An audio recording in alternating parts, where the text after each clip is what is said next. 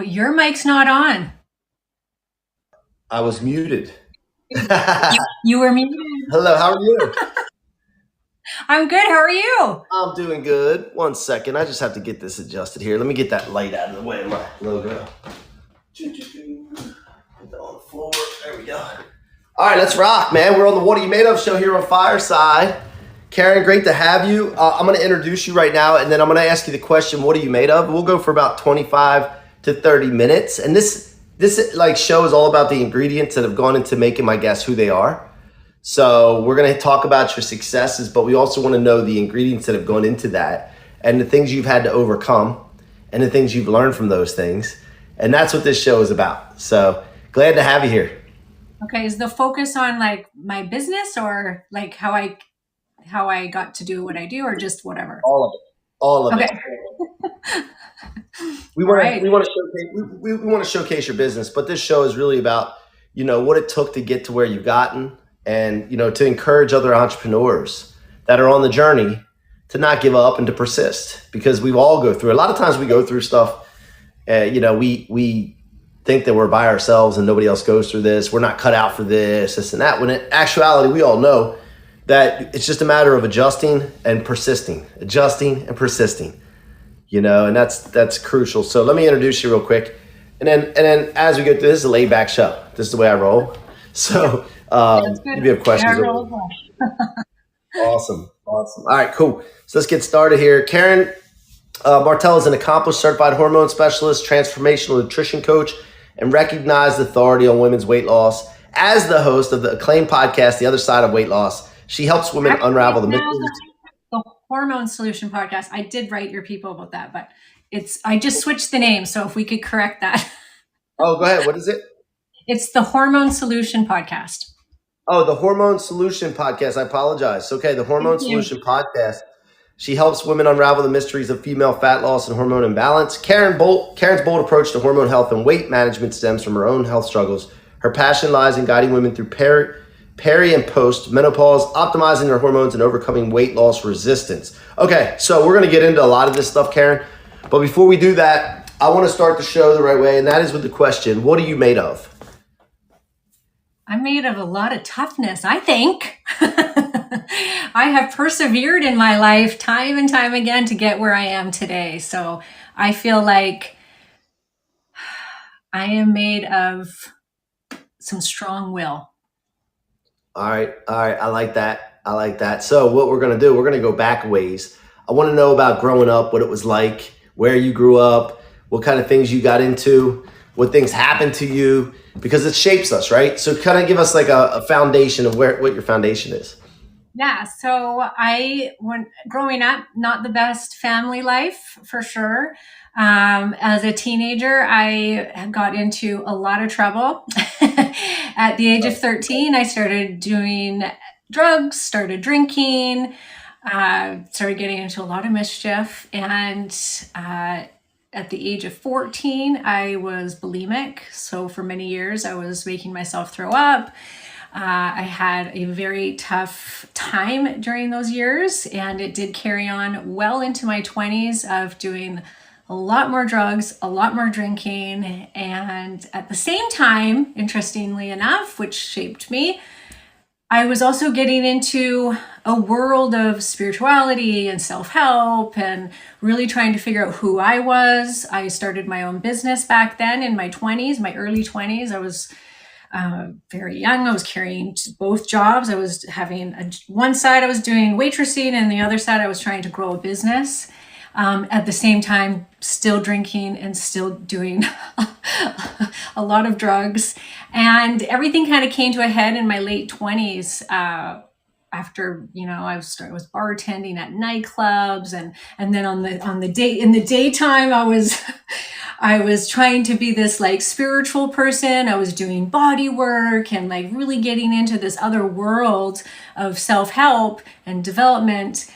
And I just like these two worlds they just kept clashing. And I so badly wanted to stop the drinking and stop the drugs. And it took many years of wanting to stop before I actually did. And I did.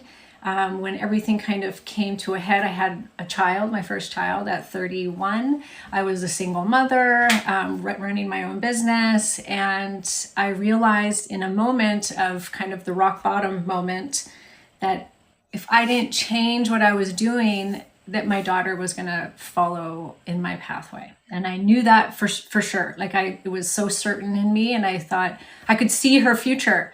And I thought, she's going to drink. She's going to do drugs. She will be sexually abused.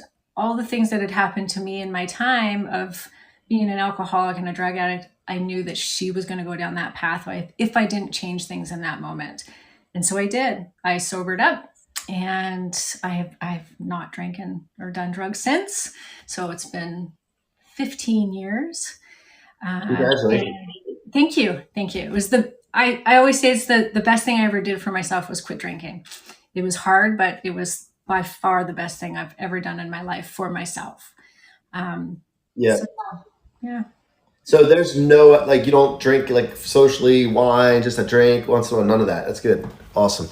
Well, listen, I got to ask you this though. How did it start at 13 years old? Like, when I was playing 13, I was playing football, baseball, school.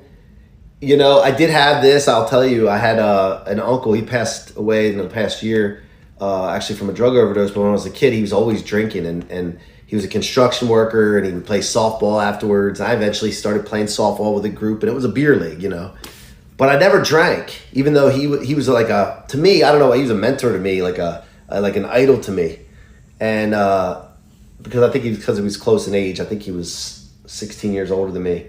But nonetheless, I was around it, but I didn't do it. So what do you think caused it at 13 years old to get into that? Definitely being in the wrong crowd. I was with other teenagers that were doing the same thing. Really, really crappy family life. My parents had divorced when I was, 3 years old, and my mom remarried a man that was not a nice person and hated us. I have two sisters. He hated children, didn't want anything to do with us. And my mom was very much in love with him. So she wasn't kind to us during this marriage because he hated us. And so we had to tiptoe around. So we had no relationship, no connection with them. I was close with my dad, but I didn't live with my father. So it was, it was me and my sisters. We were on our own. I feel like my older sister was really the one that raised me. And she started drinking and she started going to parties, and we were a year and a half in difference with age. So I just was like, whatever she did, I did. And it was like, okay, this is what's cool. I guess this is what I have to do to fit in. And then it just spiraled from there, and just not having no parental direction. I felt like at all. Looking back, it was like, now that I'm a parent, I know what I've done for my kids and how different it is. And I see now what I didn't have. And so it was kind of like this very similar. I'm sure many people have the same sob story, but it Yeah. does, it affects you.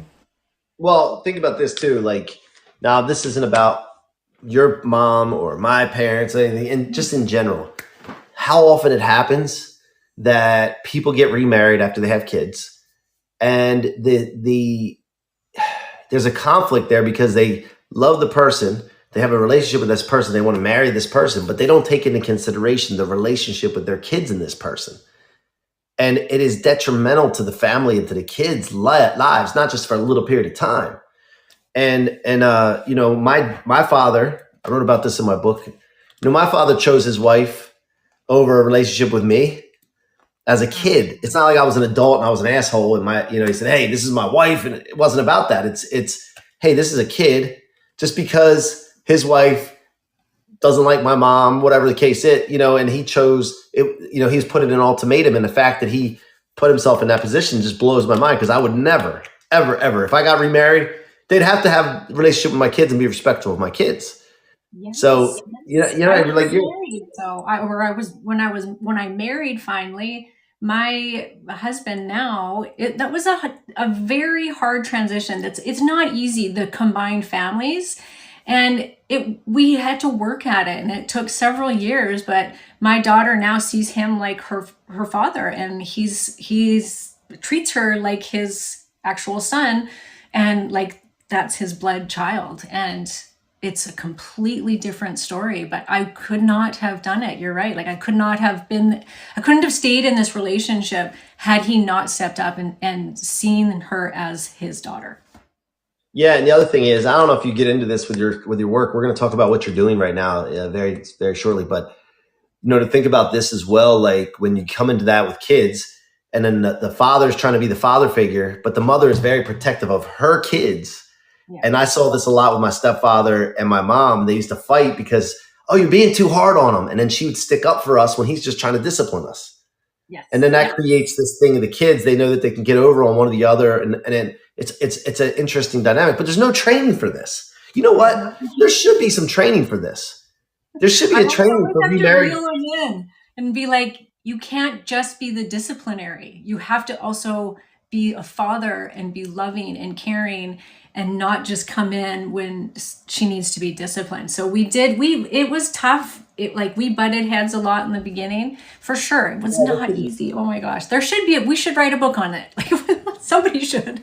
I'm sure there is, but some kind of training to understand that. I'm sure there's therapists out there, family therapists, but there should be some things like that. Now, after you stopped drinking from there, like when did you start noticing like life coming together for you, and you really because you were already doing spirituality things, personal development things. How, like when you stopped drinking, that eventually started to take over the negative stuff. Like when did you see, and what was like the moment where you realized like, wow, this is powerful stuff?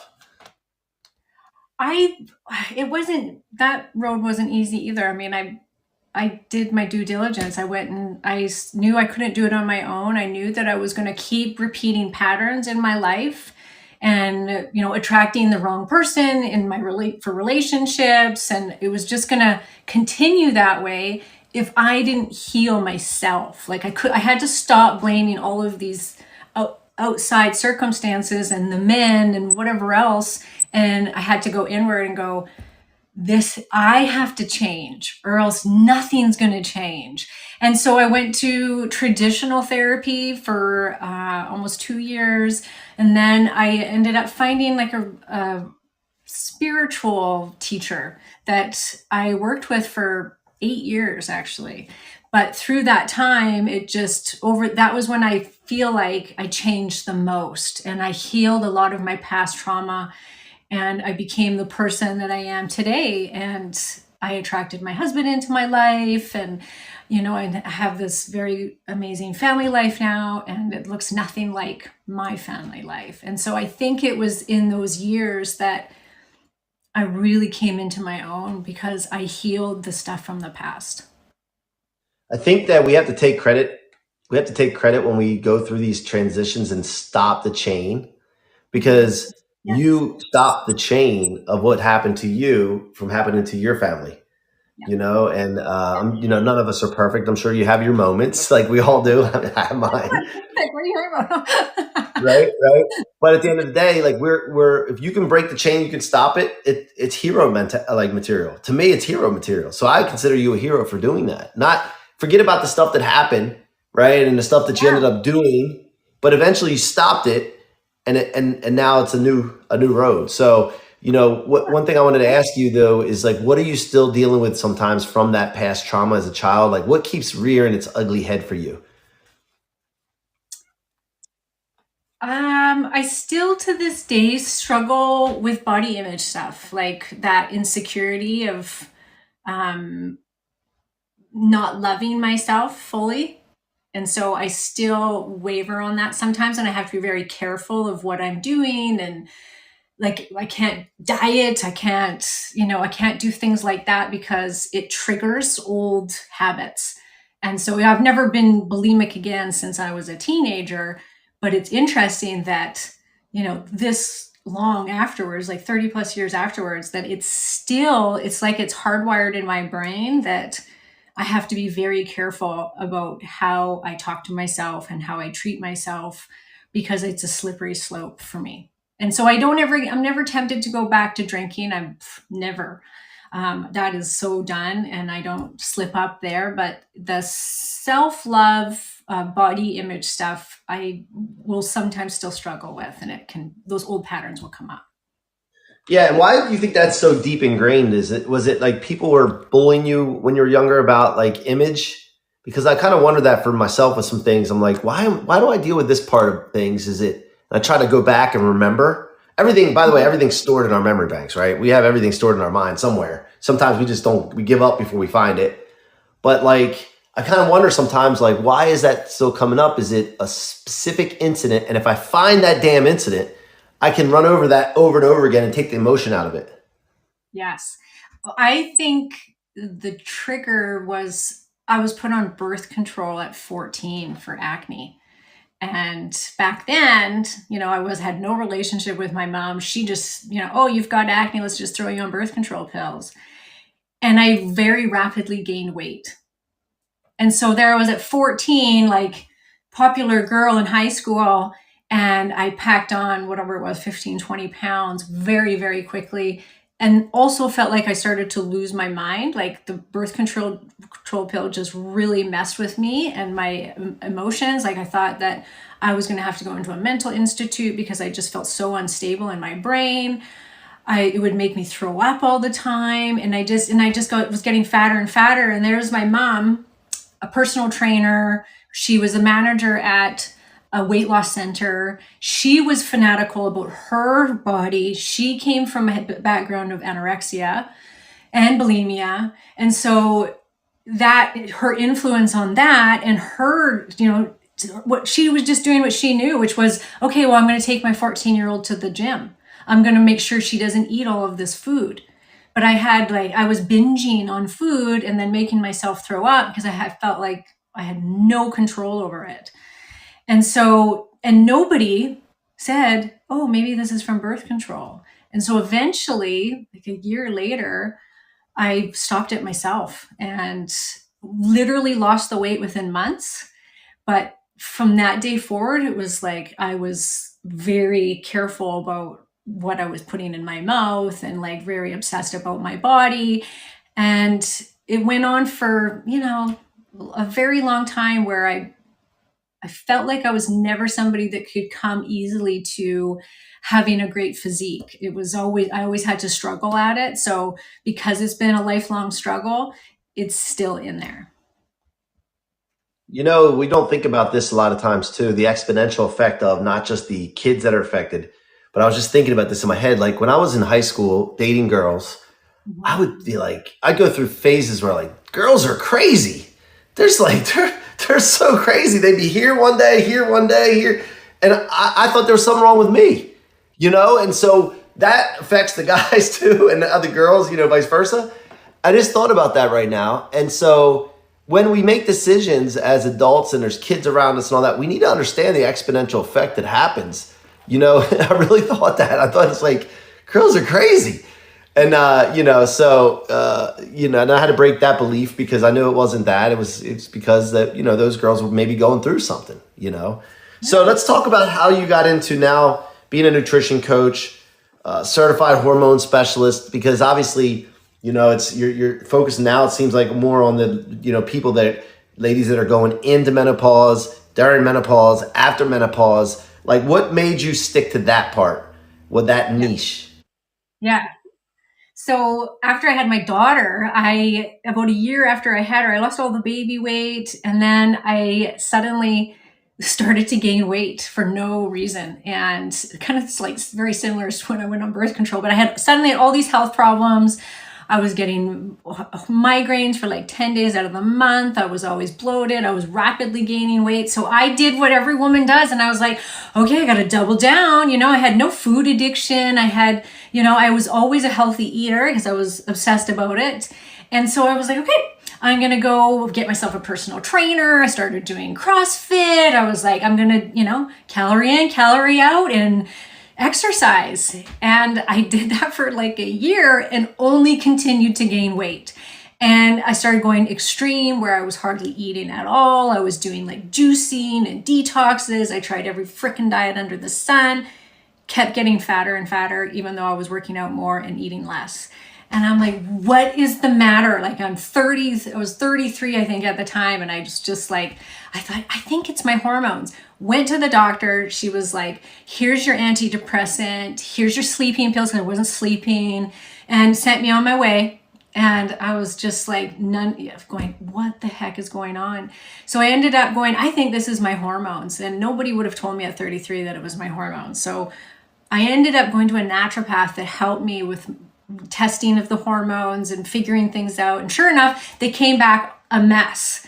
And that is when I was like, oh my gosh, it is my hormones. And I had to balance out my hormones for my body to suddenly go, okay, we can start letting go of the weight. And there was, of course, lots to it, but we don't have time to get into it. But I came out of that experience going, I can't be the only woman that is doing everything right, eating right, exercising, doesn't have food addiction. I'm not going to McDonald's every day. I'm doing what everybody's telling me to do, and I still can't lose weight, and I'm still just gaining. And so I came out of it going, I have to help other women. I have to help other women that are in this boat. And so I ended up years later, when I was on mat leave with my son, I went back to school. And I was like, I don't know what's going to happen. I don't know who's going to pay me to be a nutritionist, but I have to do this. I had the calling. And so as I'm like breastfeeding my son, walking with him in a stroller, listening to my like online schooling stuff, and I graduated in that year and got into my own business, this business. And when I hit my early 40s, I went into early menopause. So all of these things, as you know, these shape us. Like I don't regret any of these things happening to me. I see it all why it happened. It's like, no wonder I had so many hormonal problems from the time I was put on birth control pills to the time I was in my 40s, because this is what I'm supposed to be doing. Because now this business is incredibly rewarding, and I'm helping millions of women. I really believe that. So I started to hone in on the whole perimenopause and menopause, and realized the lack of education that women have and the lack of help that we're getting.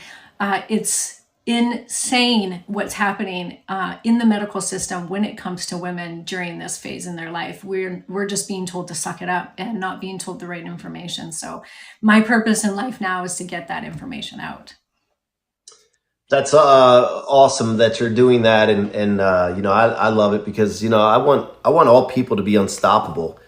Yes. And when they have lack of knowledge of something, there's a lot of insecurities pop in, and they experience this, and then they trust doctors. Now, I'm not saying all doctors are bad, okay, but just because somebody has a doctorate, doesn't mean that they're going to give you the right things, and a lot of them will just go the easy route, prescribe medication, and the medication is not the best thing for you. And we've seen that over and over again. I don't know why we have so much trust in big pharma still, and so much trust in the medical profession, because I've seen it over and over again. My grandmother was overprescribed medication, ended up dying from overdose, and we see it over and over again. I just don't understand. There's so much money, and money wins everything. How are you getting this? Oh, go ahead. I was just going to say, 0 to 7% of medical doctors are trained in menopause, and 0% in perimenopause in med school. So we shouldn't be going to our doctors, but that is where women go. And they are put on medications, like you said, antidepressants. Some women have a really, really hard time in perimenopause, and perimenopause can last for up to 15 years in some women. And then we hit menopause. So that lead up time, we're not getting any education. We don't understand why we're suddenly depressed and anxiety ridden with no sex drive. And we're like, what's going on here? And you go to your doctor, and it's like, this is natural. This is okay. And here's your antidepressant. And you know how many women I know that are on antidepressants that were put on them in perimenopause, and it's a loss of hormones. And so anyways, you go ahead. Well, here's the thing. So I grew up around a lot of brokenness, a lot of anxiety, depression, all mental challenges, right? I've seen the people that are on Xanax, Prozac, Zol, all these different things. I can see it in people. And I go to a lot of events, right? I watch people on social, but I go to a lot of events, and I can tell people just like this, if they're an alcoholic, if they're on prescription medication for any of those things, I can see it right away. And it almost sometimes it zombifies people in a way. It slows them down. It speeds them up. Like you could just tell it's just not natural. And it's just a shame that that's where we've come to. So I'm speaking up against it as well. So I'm glad you are. Well, how do you take in this information? How are you helping people? Is it one-on-one? Is it group? Like besides the podcast? Yep, I've got all of the above. We do one-on-one coaching. We've got package programs for people that need the extra help, and we've got group coaching as well. So I really want to make it accessible to anybody that needs it. So we have from very low price point to high price point, so that everybody can get the help if they need it. And where's the best place for people to engage with you? KarenMartel.com is the website. I've got a great little hormone quiz for women to take. That's a great place to get started. I'm Karen Martel Hormones on all of the social media channels. And then the podcast itself is, we've got 280 episodes now. We're usually top 50, but always top 100 on iTunes. Voted number one podcast for weight loss. And so there's so much on the podcast for women. So awesome. Guys, go check that out. Say the name of the podcast again so I don't mess it up. Yeah, that's okay. So it used to be The Other Side of Weight Loss, and now it's the Hormone Solution podcast because we talk more about hormones now than... So if they want to watch the old episodes, do they look up the new name or the old name? The new name. It's all there. It's still the same podcast. Yeah. Just with a different name. Awesome. Yeah. Awesome. Well, let me do this. I'm going to follow up with you after this call if you're cool with it, because we're going to end the show here. But I want to thank everybody for watching. If you're watching live, if you're watching the replay, you're watching on YouTube, wherever, or if you're listening on your favorite podcast platform, thank you so much for being a supporter of the What Are You Made Of show here with your boy C-Roc, and today with our friend Karen Martel, who is helping tons and tons of ladies through menopause and postmenopause, and doing her thing to impact this planet despite what she's been through. Karen, you are a hero in my eyes. Thank you so much for joining us today. Thank you for having me. And by the way, the last four of the phone, just so I know, just make sure I have the right number, is 1142.